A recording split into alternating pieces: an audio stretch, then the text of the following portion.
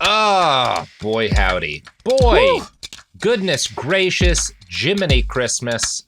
Behind the Bastards, back yet again with our friend Jason Petty, a.k.a. Prop. Jason, I'm doing the thing that I do sometimes, or at least I did the thing while we were on our break, and I was eating some scrambled eggs with dried chanterelles. Delightful breakfast. It is 2:43 in the afternoon. Where I was like looking at Facebook, which I do about once a week. It's a bad thing to do, but there's like family and friends from years ago that I haven't seen in 15 years that it's the only way I know of making sure they're all still alive without actually talking to them. And God knows I'm not going to do that. And absolutely not. Whenever you hop onto the old Facebook, you get a bunch of fascinating ads. And I got one today from the Daily Wire people for Jeremy's Razors, which they... For who's... Jeremy's the Razors. Yeah, which are not woke. Don't buy from a razor brand that razors, hates you. Yeah.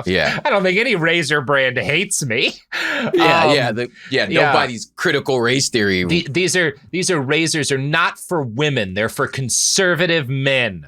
And that's convinced me, Prop. You know, look, this is silly and shameless, but also, look, I like money as much as the next guy. So what if I try to get into the opposite side of this business, right? But instead of like razors, that's lame. That's not a thing anyone associates with ideology. Not really. I want to take products that are traditionally associated with a political ideology in this country and then find a way to sell it to the opposite side of the population, because that's how you make a lot of money. So for example, I'm going to start manufacturing and selling an AR-15 that we only sell to people who in the last week have cried at a sunrise. I see. I feel like that's a woke gun. Yeah. I feel like you're leaving money on the table by not doing this. Like this should have happened. It's too good a business. It's too good a 2 business. seasons ago. We should have been selling woke weapons. For a long time. Absolutely. You know what I'm saying? Yeah. Reproduction German military gear that we only sell to people who have volunteered at a soup kitchen that week, right? You know, you have to have. You have to have. You got to prove it to us. Listen, you had to have cried white tears. At some point, you know what I'm saying? Like you said, served at a soup kitchen. Right. You feel me? You like at some point you've yelled at a Karen. Like you had to have had put in your work to prove that you're a comrade. No, I'm with it. Yeah. Go volunteer at the border and you too can buy a Volkswagen Type 166 Schwimmenwagen. I do actually want one of those. It's one of those cars you can drive in the water. Those cars are pretty dope. They're pretty cool. Yeah. Look, it's not the car's fault. It's not the car's fault. It's not the car's fault. But shout out to all our KIB guns, since we're going to be talking to our KIB guns. We're back talking about, Apollo Quiboloy. Talking about people. In the last episode, I explained that Apollo had named himself the appointed son of God. As he drew in more followers and his church expanded into a multinational cult, the story he told about himself expanded too. He began claiming to his followers that God had visited his mother in the form of a cloud to declare Apollo his son, which is arguably nicer than the way, Prop, you probably have a better memory of this. That seems nicer than how he told Mary and Joseph. Yeah, absolutely. Yeah. You know, that's the angel showing up while you was a virgin. Like just really like if you marry, you like, yo, this is a real heavy lift, dog. Like, can you tell Joseph? You know what I'm saying? Like Then you're making peace with like, I'm about to have a kid and also it's God's. Like, sir, listen, I didn't even get to do the good part. Yeah. Listen, Joseph, I love you. I love you. I swear to God, this child is God's. Speaking of God, he's got something to say Speaking here, too. of God, Woo!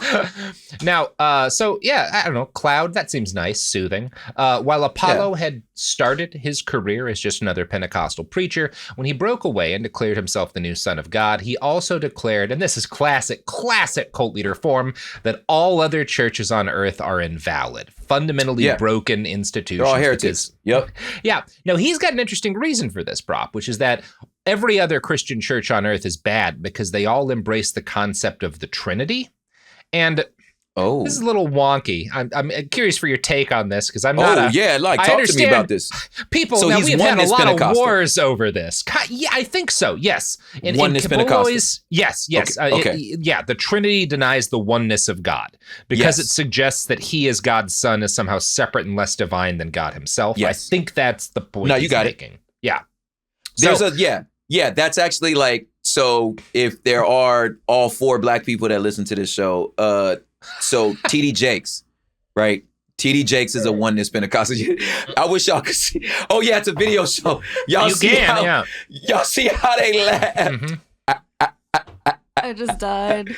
Uh-huh. Oh man, but yeah, TD Jakes is like a oneness Pentecostal, and like that's kind of a thing to be like, and then to argue that like the term Trinity is not in the Bible, like that's something that came much later to describe what theologians call the triune God being one in essence, expressed in 3 different persons, and but the idea that they're actually 3 separate persons is not biblical. Yeah, oneness Pentecostal. So if you believe in the Trinity, you're clearly not reading the Bible. Yeah, you've gotten taken in by like a cult, right? Yes. As opposed to the cult that Apollo has created. Is actually the cult. Yeah. Listen to the man of God that's sleeping with your daughter. Yes. I mean, very much literally listen to the man, because we're going to play a segment from a documentary about the church here, so you can see him explain this in his own words. Oh my God, I can't wait. Hold on, let me. Yeah, you gotta get my puso in saging. Let me get my let me get my spam and rice. You know what I'm saying? And my spoon and eating my rice with the ketchup. I'm just doing a whole lot of Filipino fucking stuff. Fire right now. It's phenomenal. Mm-hmm. Hawaiian too. Mm-hmm. We are in, as I said, 78 countries and 78 nationalities. Ilan pong miyembro niyo ngayon? Conservatively, mga 3 million. I'll just clarify, Pastor, this is not a religion. Hindi religion to. Isa siyang movement dahil may kilusan kami talaga sa buong sanlibutan. Pero you look deeper, it's a spiritual work. For me, again, as someone with a Filipino stepmom, this accent is very warm. So hearing both of them speak very thick, like with a thick Tagalog, it's like, it's just warm to me. So I still smile when I hear the accent, even though I know he's about to talk about something crazy. Well, good news. We got some more stuff that's going to make you smile here. It's not the religion.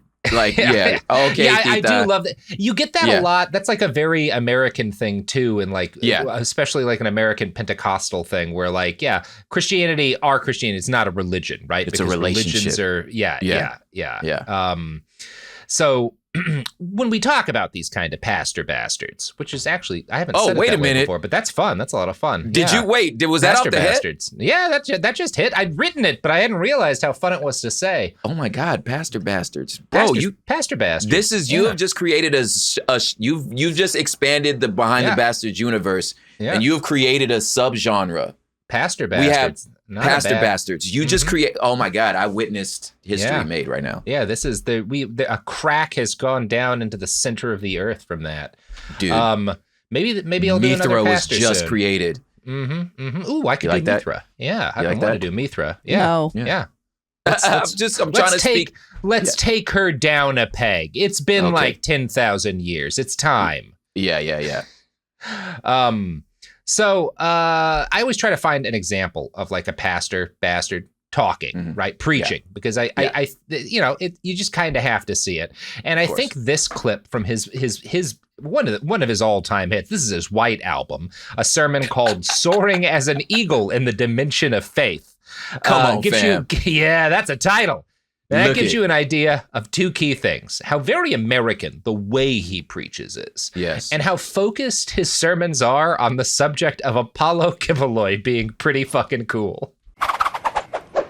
Where is the state of innocence? You don't think evil of me anymore. You don't think negative of me anymore. You don't judge me according to your own human 3-dimensional perspective anymore.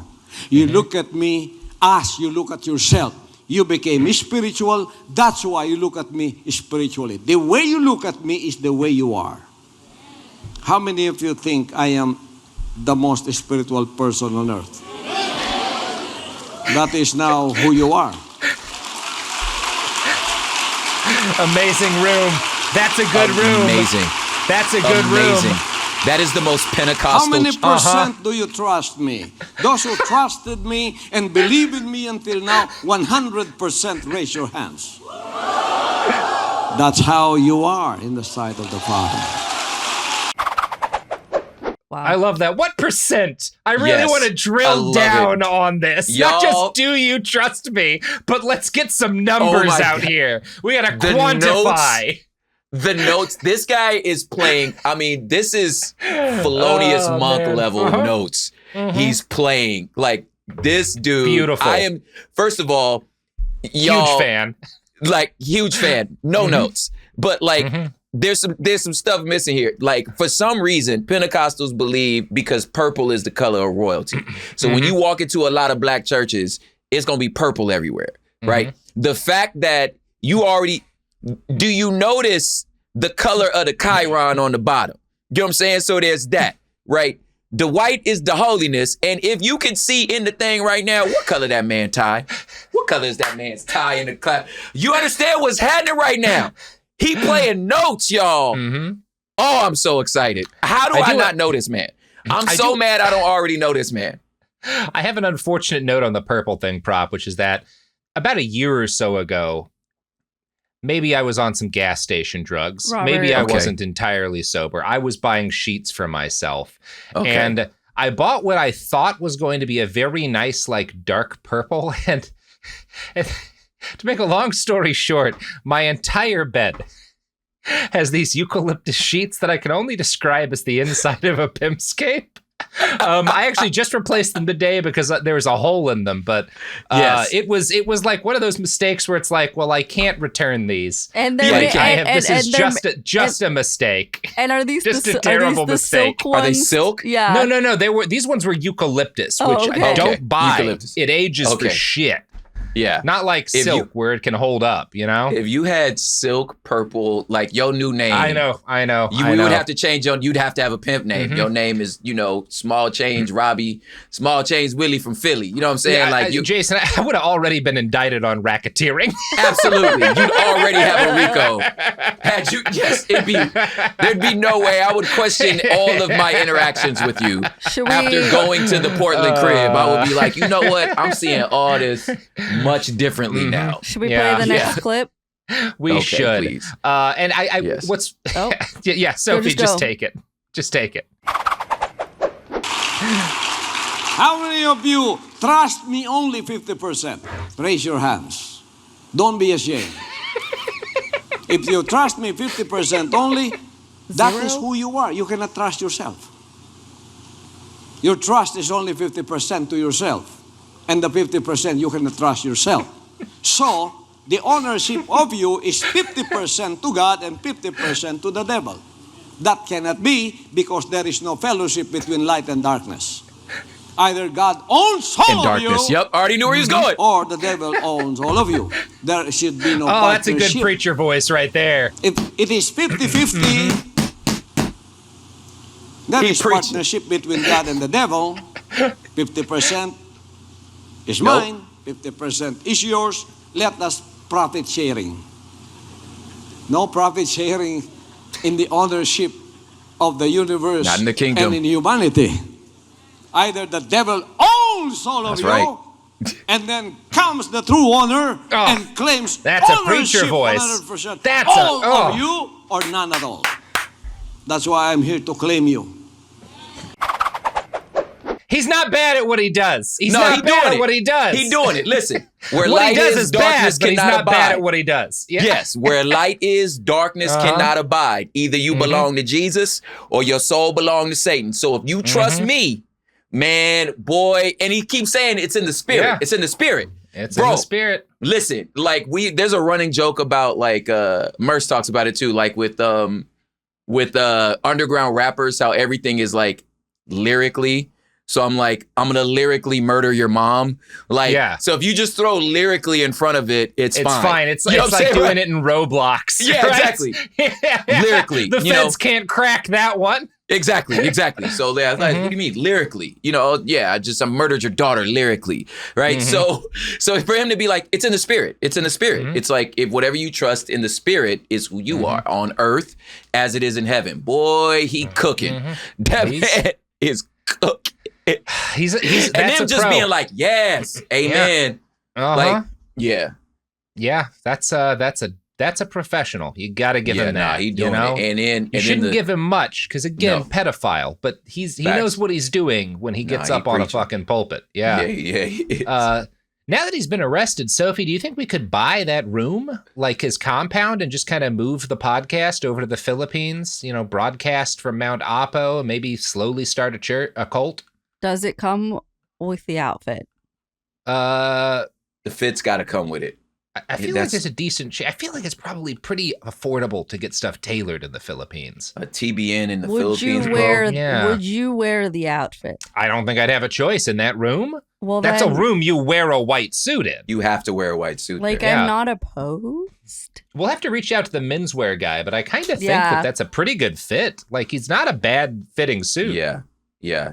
I'm not an expert on these things. Kind of a no-brainer. If you're doing that, you got to do that. Then, bro. Listen. Now that I see it, he's firing all cylinders. Like he knows what he's up to. Now, firing on every. Thank you for giving me a fun episode. Oh yeah, I did think, aside from the horrible sex trafficking. Yeah, besides that, I'm just saying. It's a little more fun than Thomas Jefferson, at least. Yeah. Thomas Jefferson and the Lost Cause. Yeah. Now, anyway. As we've noted, a key aspect of the theology that he's cobbled together here is the idea that all other forms of authority are invalid, not just other churches, but other political institutions. Now, this is not so unique among cult leaders, but the way he came to explain these beliefs to his people, I do find interesting. In short, followers of KOJC are their own nation. Right? Which by the early 2000s is at least 3 million strong. And they should have no other allegiances and certainly had no responsibility to follow the petty laws of whatever country they happen to be in. Oh, hey, we're part of the kingdom. Like, we're part of the kingdom. It's a nation of followers, of believers. I'm in the kingdom, a holy nation, a joint heirs. I'm a part of the kingdom of God. I am not of this world. I don't have to obey the laws of man. Yeah, we make our own license plates and driver's licenses. Let's go. Now, you can get an idea of how this was transmitted to his followers by visiting the Kingdom of Jesus Christ website, which on the day I visited looked like this. You're gonna lose. So you can see, you can see like a lot of purple, as you noted. There's a couple of different quotes on it. One, I will not succumb to the temptation of being weak. I will stand and defend my obedience to the Father's will. And then words of the Son, which is Apollo. Yes, in whatever situation and circumstance you find yourself in, remain loyal to him, even unto death. Him clearly being Apollo. Yeah. That does look like a guy, because this got put up on the website as he was being like basically hemmed in by law enforcement before his arrest. That does look like a guy trying to do a Branch Davidian. Yeah, totally. You know? Yeah. Like that's a guy trying to Waco. Y'all got me, right? Like, you remember, it's us till the wheels fall off. And that's, I'm torn on this because obviously I can't go to bat for this man. He's a sex criminal, but also, our motto at this podcast, ABW, always be Wacoing. Oh my God. Listen, not for the bad reasons, Sophie. There are redeeming qualities. I just feel like I got a really nice break from Robert bringing up Waco all the time, and I feel like that streak is now broken. I was always bringing it up in my heart, Sophie. I know, but like I didn't have to hear that. See, I was living a lie because 50% of my heart was for Waco and 50% of it was for this show, and that means that none of it was for Waco, right? And Elron. Yeah, you're right. You're right. Maybe the same math doesn't work for me. I feel it. It's because it's in the spirit. It's in the spirit. It's in the spirit. It's 150 is still 100 in the spirit. Lyrically. Yeah. L. Ron Hubbard and Taylor. What is it? Taylor. Who the fuck was the Taylor in that Waco show, Sophie? It was the handsome man from Friday Night Lights. What's his name? I got you. Hold on. Yeah, he's the finest. He the finest. David Koresh. Him and L. Ron Hubbard. playing a rock concert as the FBI burns the building down. It's Taylor Kitsch. Taylor Kitsch. I knew there was a name, and not Taylor Hanson. Who the fuck am I thinking? I don't know who Taylor Kitsch is. It's that weird right-wing freak. I don't know. It was a Taylor. I'm sorry, Taylor Kitsch. I'm also sorry, David Koresh. Anyway, when it came to the laws that most vexed the Son of God, the very top of the list was restrictions on immigration, because his cult had brought him tremendous wealth and he'd spent some of it on a private jet, a mansion in... Prop, what city in California you think he picked for his mansion in Southern California? He picked Beverly Hills. Calabasas. Same. Calabasas. Okay. Yeah. Same, but old money, new money. Sorry. Yeah, very much. Yeah. The Valley. Now that's the Valley's. That's the Valley's Beverly Hills. Yeah. Right. Now he wanted to be able to bring his pastorals with him for but the U.S. Immigration Service does not take "I want to have a sex slave" as a valid reason to hand out a work visa. So on or about 1998, the KOJC founded the Children's Joy Foundation, and boy, I don't like that name. Oh my God. That's rough. That one's rough. Yeah. The stated goal of the CJF was providing, quote, children in the Philippines with various residential services, medical, psychosocial, educational support to harness their potential in community and nation building. Now, I cannot tell you if the CJF ever had a real purpose that resembled this, but by 2007, Apollo had hit upon the idea of using it as a way to hide the movement of large numbers of followers, particularly young female followers, across borders and into the United States.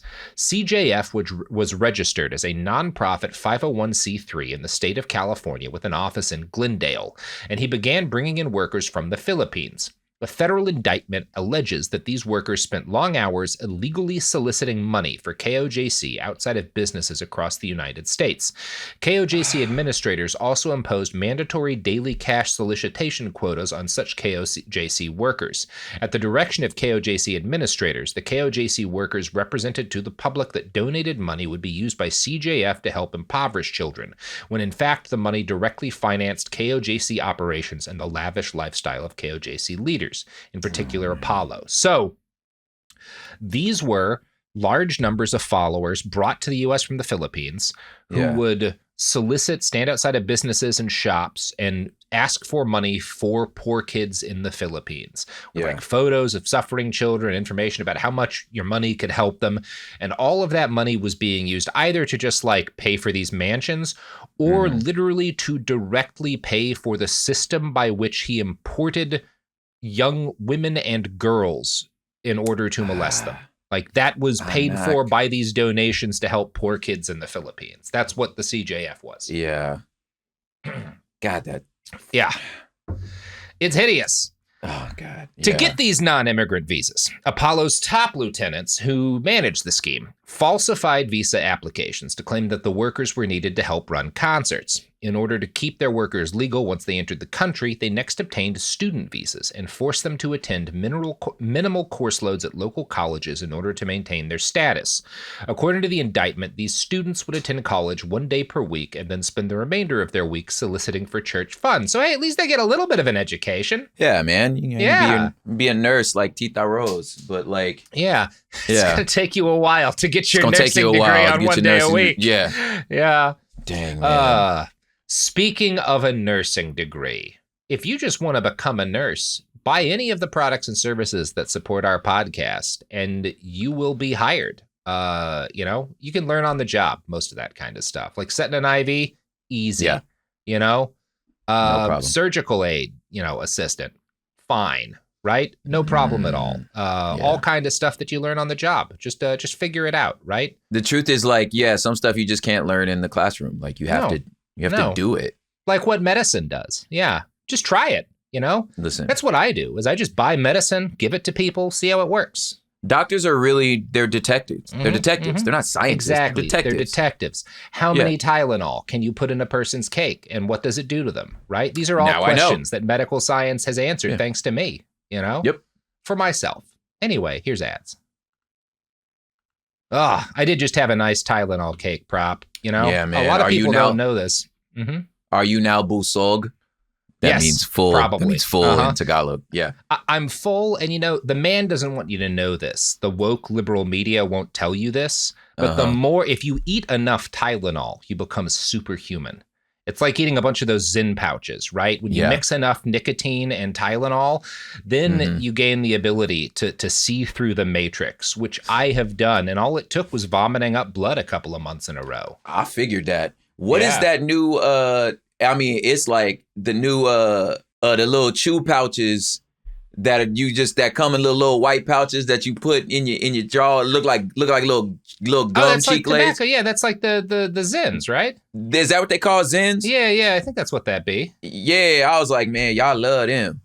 And I could see you mixing that with some Tylenol and being a superhuman, and now you can like fly fish better than everybody.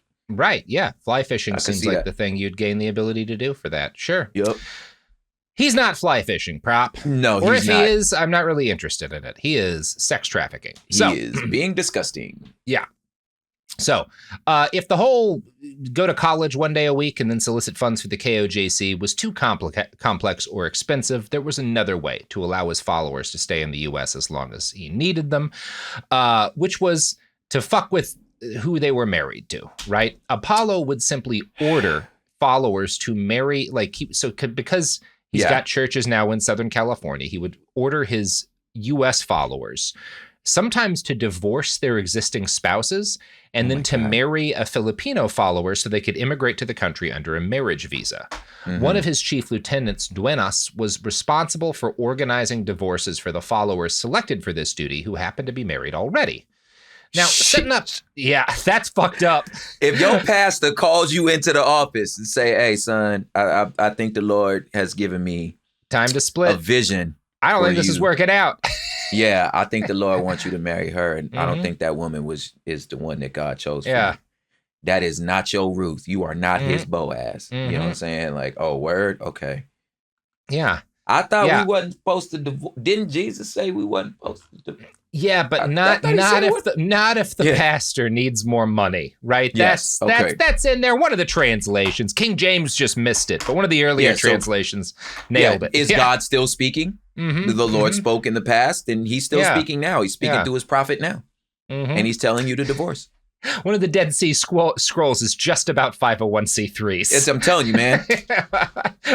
So, setting up sham relationships is not light work. As the indictment notes, quote, defendants Duenas and De Leon, who are two of his high-up assistants, would prepare and file divorce paperwork on behalf of the KOJC workers, sometimes without the knowledge or consent of the KOJC worker.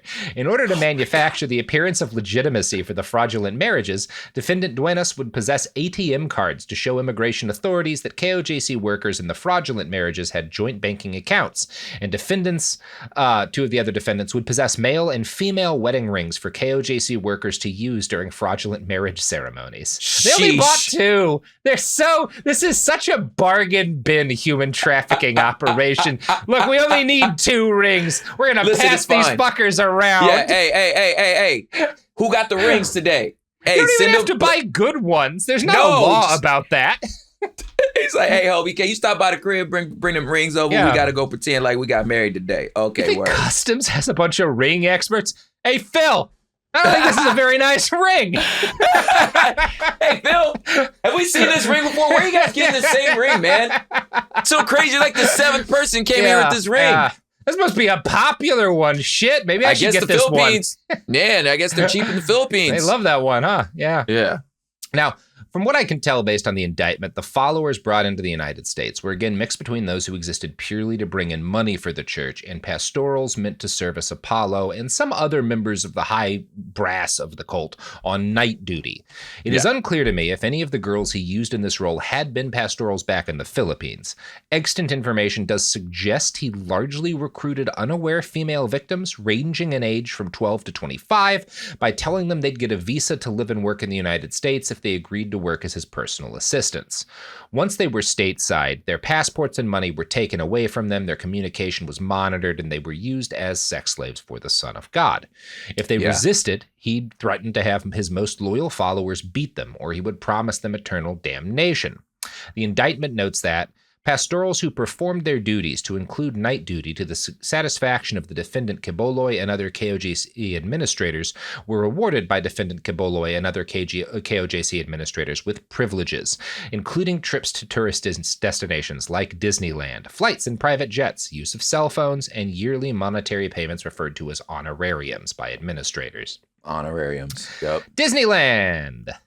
Hey, but listen, you could go to Disneyland. What's crazy is you hear this stuff and it's like, as individual and unique and inventive a lot of these evil people are, there are also, it's the same thing. Yeah.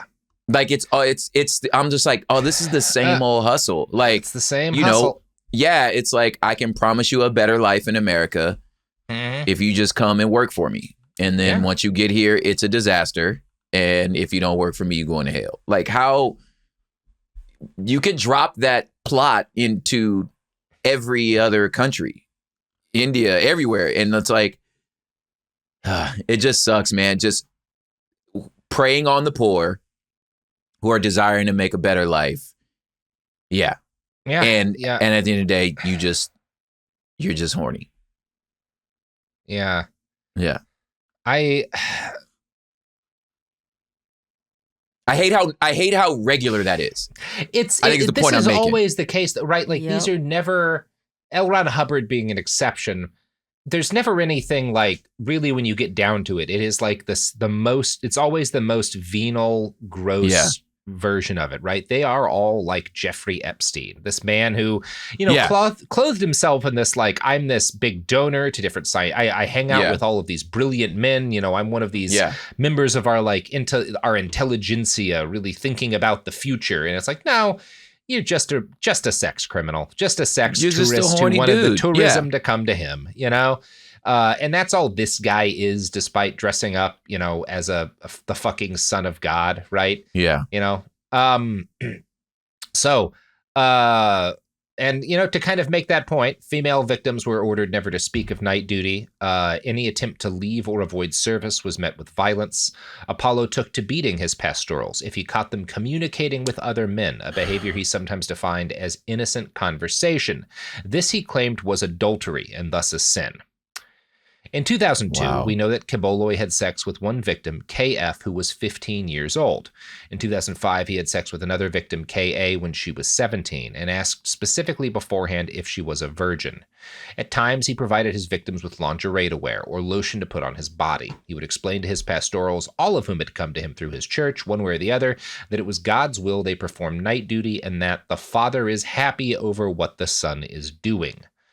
That's all I'm going to cover in detail of that. There's one last thing, because I don't think we need to be exhaustive about this, but I don't want to gloss over it. And there's one more paragraph from that indictment that we do need to cover before we move on.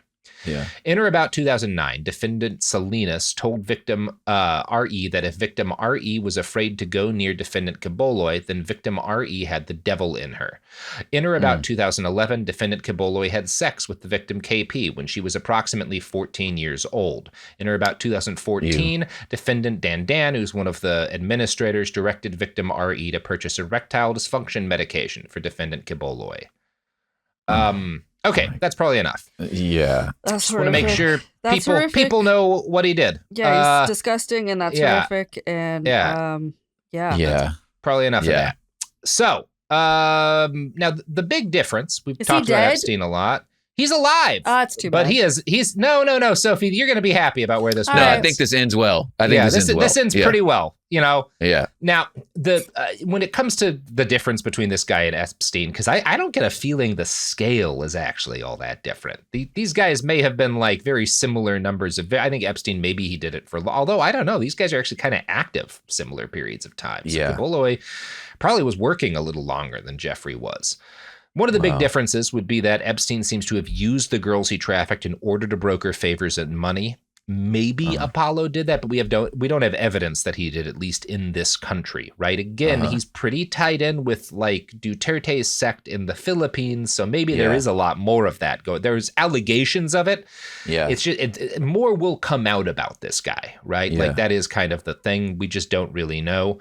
Now, what gets him caught is that he's very sloppy on the financial side of things. Remember, the other half of his human trafficking operation is people being brought in as free labor to canvass for the church under the auspices of helping the children. Yeah. This generated a lot of cash, and Apollo was smart enough to know that keeping that cash in bank accounts U.S. officials could see was a bad idea. Yeah. I was going to say, like, the forgetting that, like, you could pull this off in the Philippines, like, because you ain't got people, like, chasing down. And you got a lot of friends. Yeah. And you got a lot of friends and people not chasing down specific stuff like that. Yeah. Like here, we got time. Oh, yeah. Rodrigo especially when it comes to the money. Yeah. Duterte does not have pull with the feds in the United States. No. So one of his lieutenants informed him that U.S. Customs allowed people to fly into and out of the country with under 10 grand in cash with no additional safeguards. As followers would return home, he would have them roll $9,000 in cash into their socks and place it in their luggage. Yep. Larger amounts of money were flown in bulk back home via the private jets that the church had amassed. Now, this is the kind of thing you can get away with for quite a while because none of the individual pawns are breaking any laws, and there's not really an incentive for the government to, like, it kind of seems like a bunch of Filipino people, because another thing, I'm sure a lot of Filipino people who like worked in the United States and return home also they fly back all the time. Yeah, with as much as they can. So it's the kind of thing like you're not going to notice this easily. No, I made the joke earlier about like the balikbayan box, which the balikbayan translates to just like the ones who return. So like it's very normal that like when your aunts and uncles or whatever come from the Philippines, there's a box of stuff that you can't get here. You know what I'm saying? And then when that family member goes back, they do the same thing. They bring stuff that you can't get in the Philippines from America there. So it's a very normal thing to have, even like you said, like anybody who's traveled, you know, internationally that like, it says if you have anything over $10,000, you got to declare it. But if you got anything under that, that's fine. So even having cash in your balikbayan box, it's like that's not anything that would raise any concern. So yeah, you're right. Like, and also the fact that this is a well-known Pentecostal preacher, like we all know, they all got private jets. Like that's their thing. So like none of this is weird. Right. Especially since like back in the Philippines where the money is actually going to be entering accounts. It's going to be turned from cash into like other forms of money. Like he's friends with, you know, after 2016, the president, Duterte. Yeah. So he and his church are not going to get targeted for any of this. Yeah, he's good. And it's like this friendship with Duterte, you know, comes in handy before he's the president, when he's just the mayor. One particular example of this came in 2008 when Apollo sought to purchase a 2-hectare parcel of land owned by a man named Datu Diarog, a local indigenous leader whose family land bordered the compound Apollo had purchased at the foot of Mount Apo. Okay. The KOJC first offered payments of varying size and then threatened to evict Datu and his family from their own land. After this failed, armed men raided the property 3 times, burning down several buildings. Eventually, they carried out a drive-by shooting, which killed Datu, wounded his wife, and killed their 4- and 8-year-old children. Now, Datu's widow put the blame on Apollo, who himself blamed the New People's Army, the militant wing of the Philippines Communist Party, which has been involved in a guerrilla war against the government for quite some time. Yeah. The communists blamed Apollo. And from what I can see, there's no reason that they would have murdered Datu and his family, and every reason to suspect that Apollo did, because he was trying to buy this parcel of land. And like, there's not really any evidence this guy was beefing with the fucking People's Front or whatever.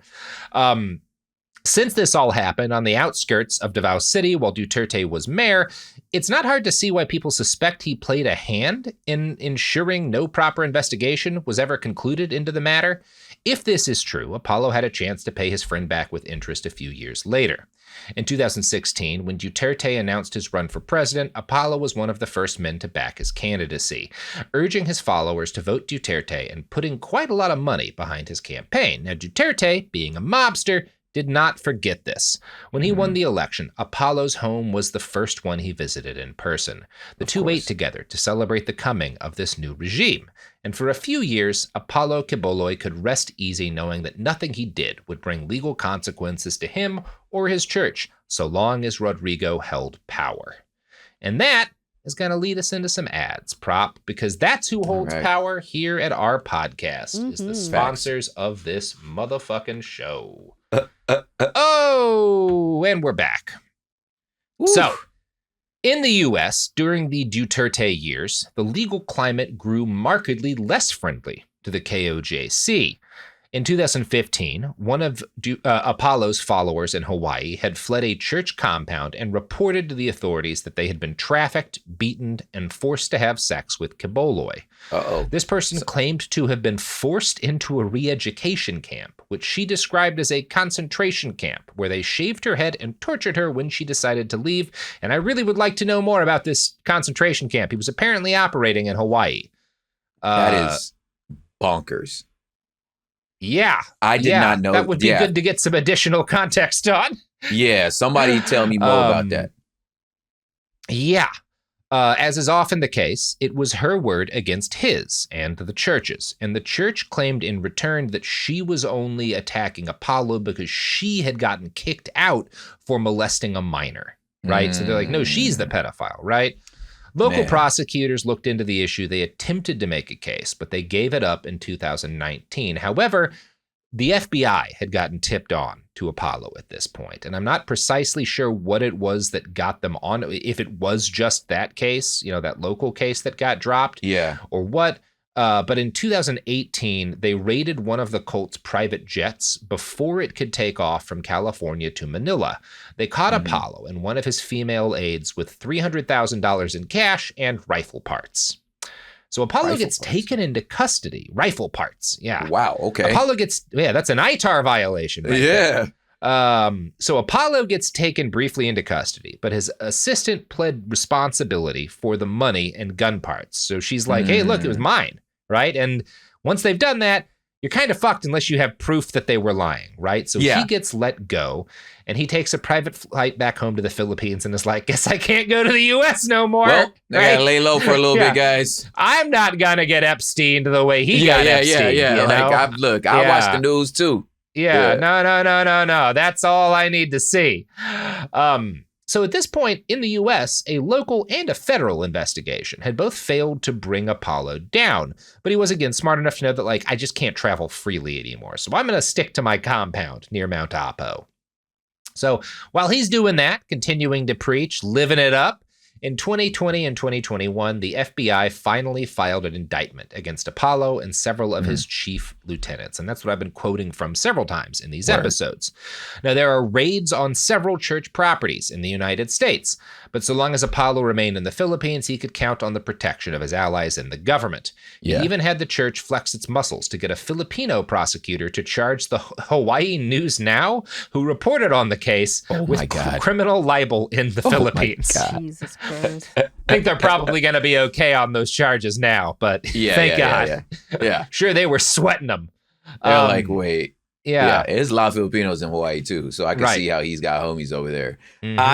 This is somewhat of a side note, but part of how I got radicalized for real was like in college, and so this Filipino girl, I think she teaches at SFC. I can name her because she's such a G. Her name's Irene, right? And she was a few years older than me. I had no idea like that.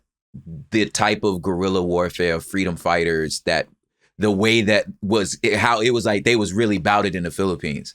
And we was in college. She was the first person to tell me I'd be good at poetry. And I just had such a crush on her because I'm like, really? You think so? You know what I'm saying? So like, I totally started doing poetry, but I say all that to say, at some point, she shaved her head and she moved to the Philippines to like, fight in with the guerrillas. You know what I'm saying? That's awesome. Yeah. She's hell yeah. Like, and I was like, she little 5'0" like, and Irene knows I'm like, we're adults now, but I just thought she was smoking hot and like the coolest girl I've ever met, that I was just like, this little like, yo, I'll follow you into the jungles. Like, where are we going? I'm with you. You know what I'm saying? Ready. I'm ready. Let's go. Give me, you know what I'm saying? Give me my barong and let's go, right? Oh no, you call your friends ride or die. I'm sorry, that's not what that word means. Yes, exactly. And I was like, okay. Anyway, I got put onto like all that. Like when you were talking about, there was this like guerrilla insurgents, this communist thing. I was like, oh wait, like my homegirl went. You know what I'm saying? Went to Ayala High School, Sophie. Like from Chino. Like you know what I'm saying? She was from Chino, and then we went to school in Fullerton and broke out, and I was like, yo, you have taught, I'm telling you, like, she's part of why I got radicalized. Was like, and this with a Filipino stepmom, like not even knowing all this was happening. Mm-hmm. You feel me? Like she lit it up, dude. Yeah. Anyway, that's an aside, but I need to shout out Irene. Comrade, shout out Irene, and not a shout out to Apollo, who at this point is safely live streaming, his video sermons from Mount Apo, which the church had renamed Glory Mountain, on his YouTube program, Powerline. Which isn't that is the quite name sexual. Isn't Powerline the name of the pop star from the Goofy movie? Yes. It is. Okay, that's good. I'm choosing to believe that's his second career, that he found Jesus after like maybe getting too addicted to cocaine and he moved to the Philippines. That's where I'm on about Powerline. Yeah, according to the Goof Troop. Yeah, that seems like where Powerline would have gone. Yeah. Now, the situation didn't start to change until Rodrigo Duterte announced his intention to step down at the end of his term in 2022. I think he had to, but everyone was kind of wondering, is he just gonna like stay, right? Yeah. This likely, the fact that he ultimately doesn't push the matter probably had something to do with the fact that there was an ongoing ICC investigation over his war on drugs, which had killed at least 6,000 people, but is believed to have led to tens of thousands of deaths. So Duterte was ultimately succeeded by what should have been a friendly regime to Quiboloy, the son of the former dictator, Ferdinand Marcos Jr., better known as one of the great world leaders' names around right now, Bong Bong Marcos. That's a name. That's a good name for your president to have. I'm sorry. Listen, that's hard. Yeah, listen. President Trump shooting his fist up with the blood coming out his ear, talking about fight. Bong could take him. Yeah. Yeah, but I'm saying that's hard as hell. That's what I'm saying. So a name like Bong Bong, yes. That's a 350 EV sweep, my friend. Yes. You win. So Bong Bong becomes the president alongside Duterte's daughter as his VP. So again, you could be forgiven for being like, well, nothing's gonna happen to Apollo with these folks in charge, right? I'm fine. Fucking Marcos's kid and Duterte's kid. It's fine. Alliance of the failed children. My God. So now that said, if you actually knew anything, and I don't, but this is what people who know things about Philippine politics say, like if you knew anything about the political alliances in the country, this alliance was always going to collapse, right? Yeah. And it sure as shit did. Here's how the AP describes the start of the breakdown. Marcos reversed Duterte's pro-China stance and pivoted back to the United States, granting Washington greater access to Philippine bases amid China's assertiveness in the South China Sea and near Taiwan. He brought to the fore a 2016 arbitral ruling fortifying Manila's territorial claims in the South China Sea, which Duterte largely set aside in a move seen as directed at China, which has overlapping sovereignty claims in the South China Sea. Marcos also sought to revive peace negotiations with communist rebels, which his predecessor had scrapped, in which Sara Duterte has described as an agreement with the devil. Yeah. So that's not just a conflict with the previous admin, that's a conflict with his own VP. Yeah. All of this should have been taken by Apollo as a sign that his time enjoying immunity and state protection might be nearing an end. Apollo had always been a ferocious anti-communist, dating back to the first Marcos regime, and the fact that Bong Bong is now like, hey, let's talk to these people, not a great sign for you. Danger, Will Robinson. Probably a good sign for the Philippines, but not for you. Yeah. As the situation between Duterte and Marcos degenerated, Marcos started talking about rejoining the ICC, a move calculated entirely to fuck with Duterte, who'd withdrawn the Philippines once the ICC started investigating him. The breakdown eventually culminated earlier this year in both men accusing each other of being addicted to drugs. He on drugs. Look, that's all it is. He on drugs. He's high as hell. He just high. I do. It's nice to know that like there's at least one other country that's right on our level. You know, yeah. The Philippines, the U.S., and the United Kingdom, all just messy, all more or less sitting in the muck together. Yeah, just messy as shit. Yeah. Ireland walks by and flips us all collectively a coin. The U.S. prosecutors. Yeah. That's funny. U.S. prosecutors had been among the many, many, many observers who recognized that the political alliance between Duterte and Marcos wouldn't last, and that its collapse would put Apollo Quiboloy at significant risk. In December of 2022, the U.S. Treasury Department sanctioned Quiboloy and accused him of serious human rights abuse, including pervasive rape of girls as young as 11. No action was taken at this. Pervasive. Not a great word with rape. Not to put in front of rape. Yeah. Yeah. No good word to put in front of, except for I guess none. But you wouldn't say it that way. Anyway, no action was taken at this stage, but earlier this year, as the alliance crumbled entirely, a Philippine court was given the go-ahead to order Quiboloy arrested on suspicion of child sex abuse and human trafficking. Now, I have mentioned a few times in this episode how very American in styling Apollo is, and one of his many inspirations seems to be friend of the pod, David Koresh. As soon as the government came after him, Quiboloy went to ground, locking himself in the underground bunker complex he had built in his mount. He built underground bunkers! Oh, man. You know, again, I'm just hoping this place is for sale soon.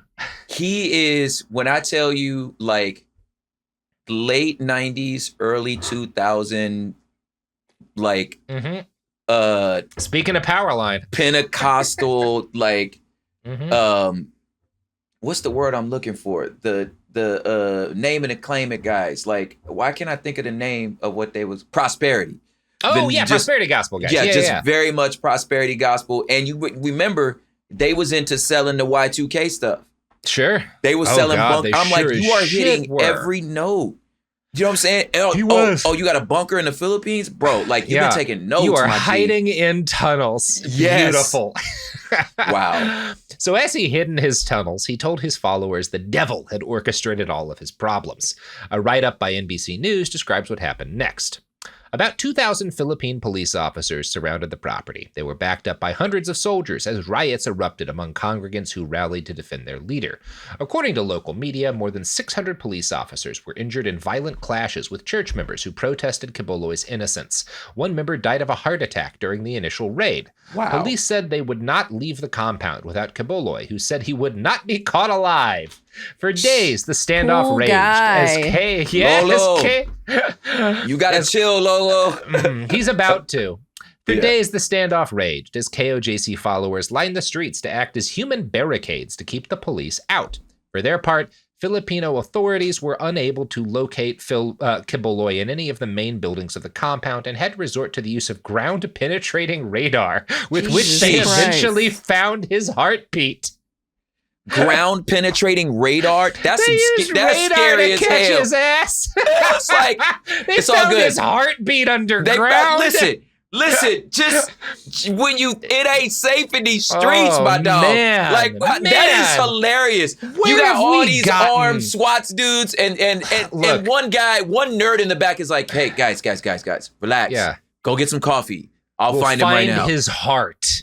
There you go, right there. How you know? I can hear his heartbeat." I'm not coming to bat for the sex criminal. I'm not. But I will say, where are we as a society? When a cult leader can't even hide in underground tunnels without the authorities using ground-penetrating radar. Bro. Is that the police state we want to live in? You know? Big brother, man. I don't know. I'm not with that. Yeah, I feel you, man. Like, the police got too much power, dog. Mm-hmm. I think the police should have to raid those tunnels, you know? But like fucking tunnel rat stuff. Like Vietnam era like, you gotta be a tunnel rat. rat. Give them a fucking 38 revolver and a knife and have them crawl the fuck in there, right? Catch the son of a bitch, you know? Yeah, earn it. Yeah, you don't get no patch for this. You don't get no tres puntos for that, fool. Exactly. I think we're on the same page here. Now, for sure, earn it. This is obviously, just hearing that, you can see like, well, I see why people were worried this was going to end in tremendous bloodshed. This does seem like the kind of situation. Yeah. This is the kind of situation. This could have gone a lot worse than it did. Yes, facts. But after about 2 weeks of this shit, Apollo and several of his top people surrendered to the authorities, and they are currently in custody. At this point, it is too early to say how the situation's going to pan out. Quiboloy seems like he's dead to rights.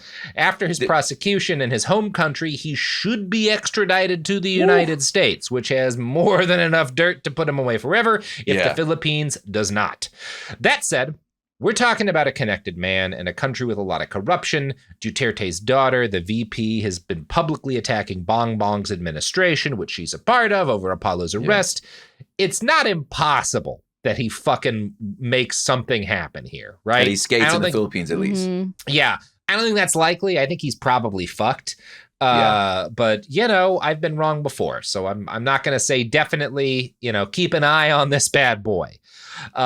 While he is locked up, the church itself has wasted no time launching a media blitz to try and defend the Son of God's conduct. They put out a statement on the alleged human trafficking within the kingdom, which makes what I would describe, Prop, as a flawed argument. Quote, "In the kingdom of Jesus Christ doctrine, your freedom of choice is the highest form of human rights exercise. And in the KOJC, we uphold this rule in everything we do as a corporate body or as an individual member. That's the reason why the kingdom are the happiest in what they do and believed to die for, as they were not forced to do anything against their will. One of the cardinal rules in the kingdom of Jesus Christ, which is the most important of all rules, is your freedom of choice or your freedom to choose. In exercising this rule, it means you cannot be forced or allow yourself to be forced to do anything against your own will, no matter what. So that means anything you do or anything that happens to you is your own voluntary will or choice. We believe in free will so strongly that anything that happens to you is something you chose. So if a bad thing occurs, that's on you." That was your choice? When you amazing. Amazing. It was cool until you said, "and that happens to you." Like, anything you choose and things you didn't choose. We're going there, huh?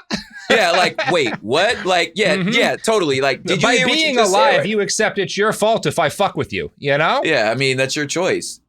You joined the kingdom. Yeah.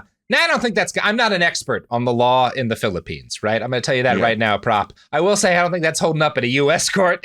Fam, yeah. They'd be like, get out my face with that bullshit. Yeah, like, not even Florida. Like, come on, guys.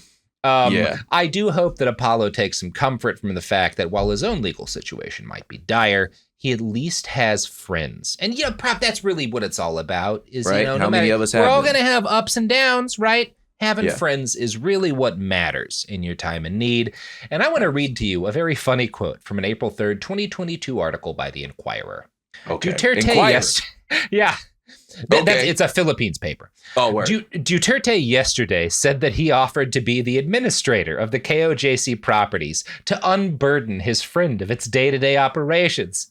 The present rumblings, I would say, would maybe distract the pastor with the day-to-day operation. It was I who offered, pastor. In the meantime, you're trying to figure out the things that you're going to do or say regarding this present whatever.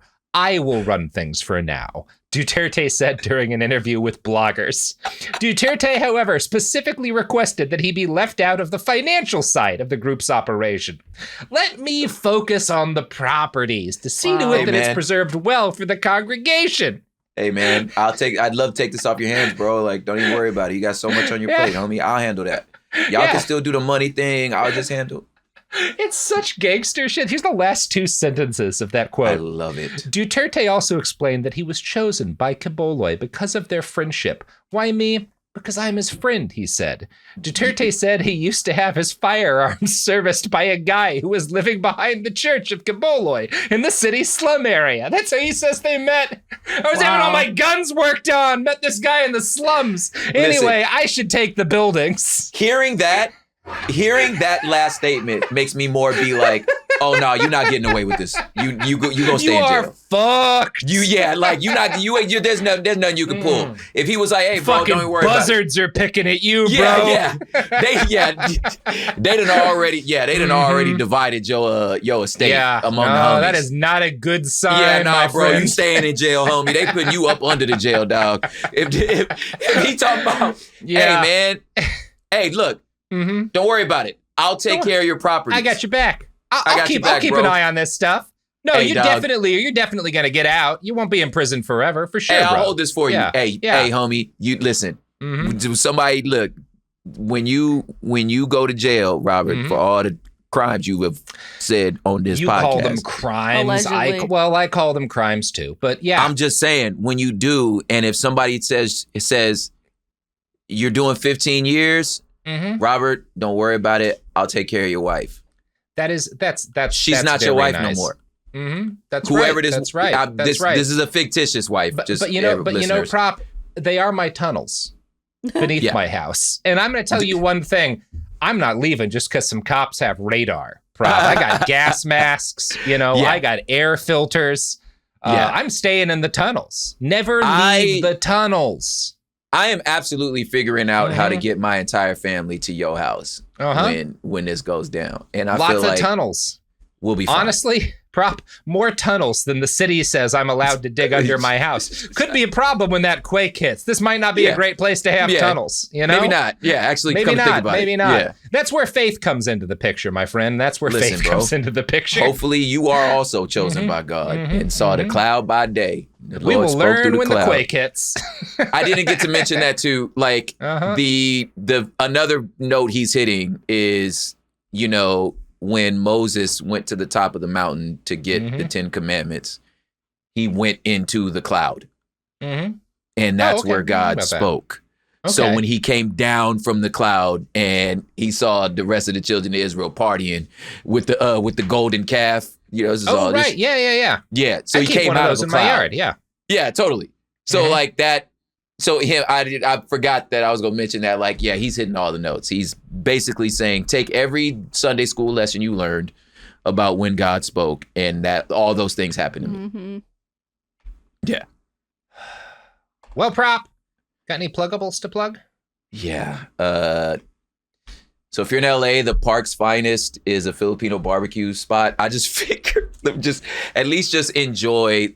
For all that this man has done to the Pinoys, let's figure out how to support them. So go download anything from beat rock music, Bamboo, Rocky Rivera, and then listen to my podcast, Hood Politics with Prop, and hear some music, hear some poetry, and please, man, continue to support us. But Hood Politics with Prop, man, we got some heaters coming up too. Yep. Listen to Hood Politics, pick up Prop's book, Terraform. And also, as we have been recording this, the information has come in about the fucking apocalyptic flooding as a result of the goddamn hurricane, Helena or Helene? Honestly, I've just seen it written so far. Helen? Is it just Helen? I don't care. There's an E at the end, so I feel like it's Helena or Helene. She sucks no matter who she is. I don't. This is not her fault. This is our fault for our hubris. Are bad. Yeah. But anyway, it's really fucked. Specifically, North Carolina a lot. That's not the only place, but like Asheville is. I mean, I'm hoping it's not as bad as shit looks right now. But like, there's a sign on I-40 I've seen a picture of that just says "Do not travel" in Western North Carolina. Yeah. So we are raising money for disaster relief, mutual aid disaster relief, working to help people in Asheville right now. Their PayPal is mutualaiddisasterrelief@gmail.com. Their Venmo is mutualaiddisasterrelief. You can also go to actionnetwork.org/fundraising/mutualaiddisasterrelief. We will have these links along with the sources in our show notes, so check them out. Anyway, sorry if you're in North Carolina. Good luck.